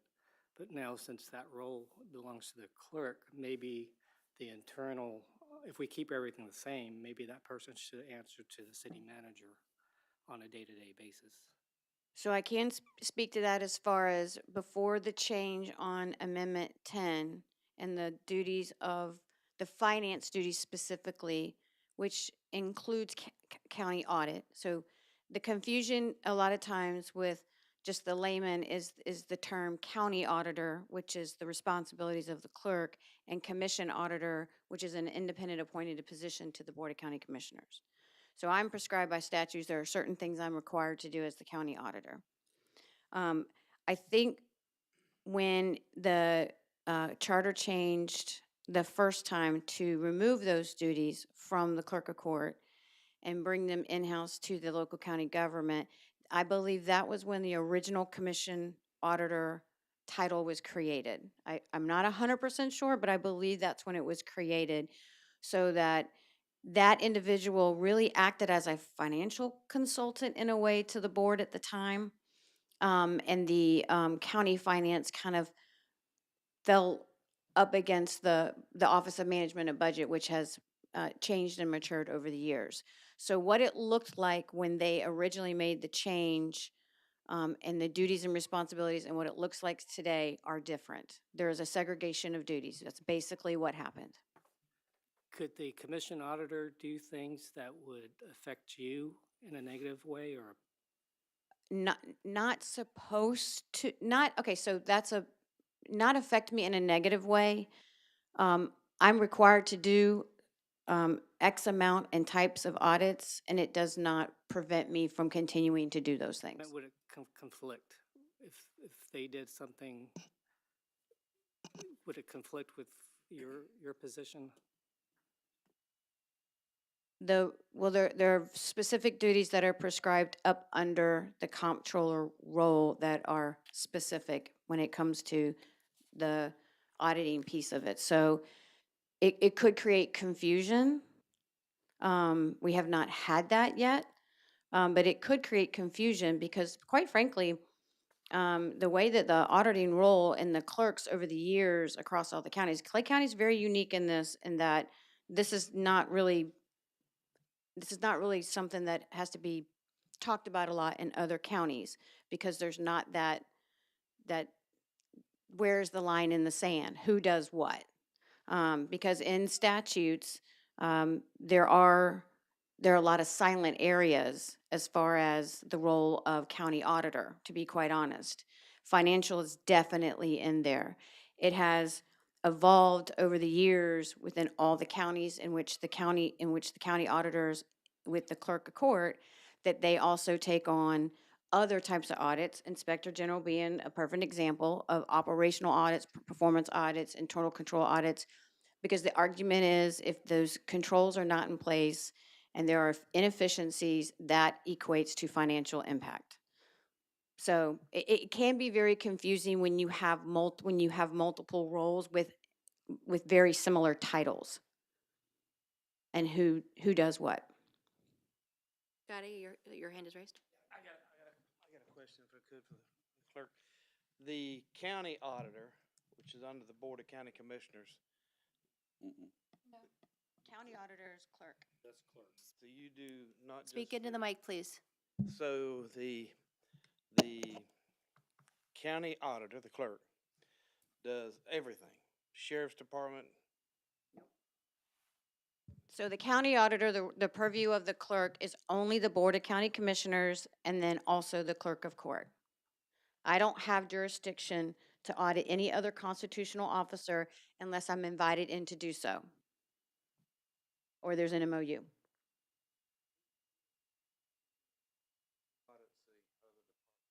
We do the external financial audit, the government-wide financial statements for all the constitutionals with an external auditor. We oversee that. That's purely financial, government financials. Any performance audits, efficiency audits, operational audits can be done, but it has to be by the invite of that other constitutional officer. Understood. Any additional questions? If not, my suggestion, and I would welcome a motion for this, is that Again, I do have an individual in mind that will provide comments and thoughts from the internal auditor's perspective inside, so we can I guess further explore this. And we are very appreciative of our clerk of courts for her comments, and she will be providing us with some education on that. But we can potentially table this for until next month to have that individual come, speak to us, provide that education, give us a chance to review the education from our clerk with regards to this, and then we could just further explore this, should we all be willing to do so. And I saw a hand. Len, go right ahead. Just a quick question. In your role, you have specific schedules for audits? Yes, sir. We have annual audit plans that we work with the Board of County Commissioners and the county manager on. Is there a specific schedule of audits under the Inspector General? That is where those audits exist.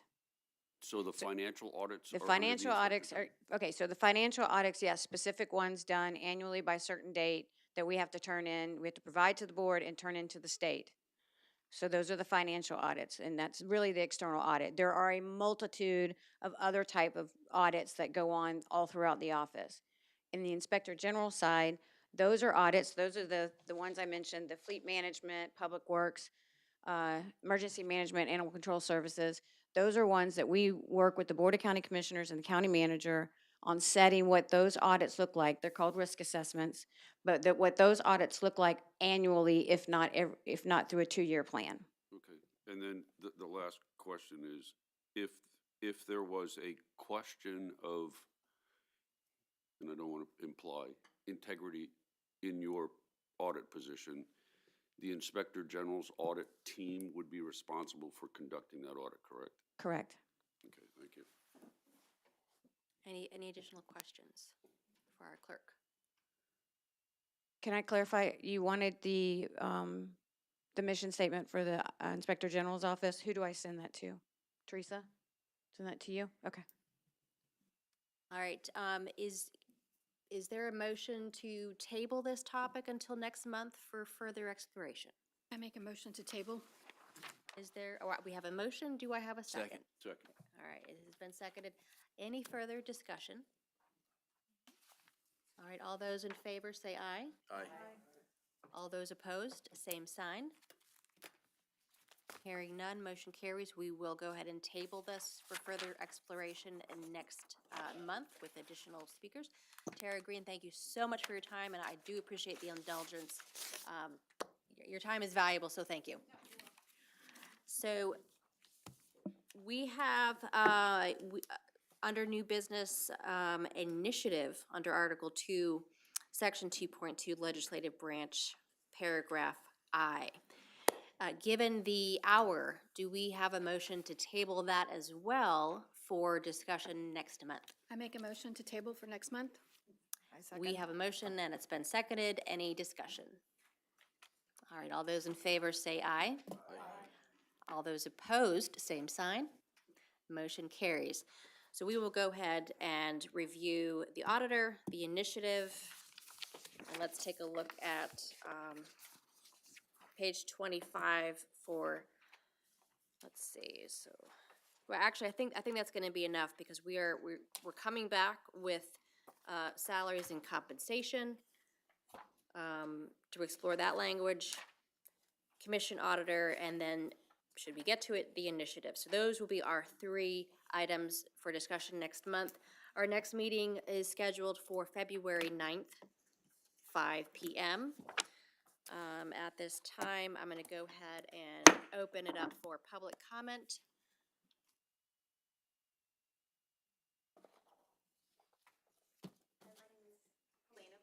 Oh, I don't think your mic is on. Just. Hi, my name is Helena Cormier. I just want to say thank you again for everything that y'all are doing and all of the communication and discussion that y'all had tonight over the salaries. I personally am just very grateful that y'all came to some type of median in this one. You know, I feel that I've just been taught in our churches and in places where people serve that people are worthy of their hire and that we should compensate them for their service. And so it's just one of the philosophies that I do live by. And I know that this is a part-time position for our county commissioners, but they almost fill a full-time role. And so I don't know if that breakdown on the state number is that's 70% on a part-time position, or if there's a difference between a full-time position. But just keep that in mind as y'all are going through this process. We do love our county commissioners and we love the work that they do. We don't know why some don't run a second time. It's, you know, their personal decisions. And we don't know why there's times that you have unopposed ones that are already in office, and then to have an open seat that ran uncontested. Why? You know, does the money come into play? When you have such an obligation and a fulfillment to serve in Clay County, it's hard to balance the job, whatever your responsibilities are to your home and your family, and also the commitment that it takes to be an efficient county commissioner. And so we do have to share the education. I think that is imperative. We do see the people shouting on Facebook, and we do see the negative things that may get said, but we still have to take into consideration we all live here and we want the best for our county, and we want county commissioners that are able to take on that load that we ask of them. And if we aren't willing to do something with the increase or the at-large position or something to take this burden so that our county can be effectively taken care of and managed, as our growth has already happened over all these years and it's already projected to be in the future. And so just thank you again for everything that y'all are considering. And I hope that the voters will understand this is still far less than the state number. I do understand Matthew's point that it is imperative that they understand we're not in violation of the state law, but we don't even match or come close at where we stand at right now. But trying to improve it is just the best thing that we can do for the county as a whole. And so thank you, thank you, thank you. And I look forward to the rest of the different items as we move forward. Thank you, Helena. Any further discussion from the public? Not seeing any. I'm going to go ahead and bring it back. Do I have, oh, so before we close, members, any comments from the CRC? All right, seeing none. Do I have a motion to adjourn? I'll make a motion to adjourn. Do I have a second? Okay, we are adjourned. Happy New Year. Thank you very much.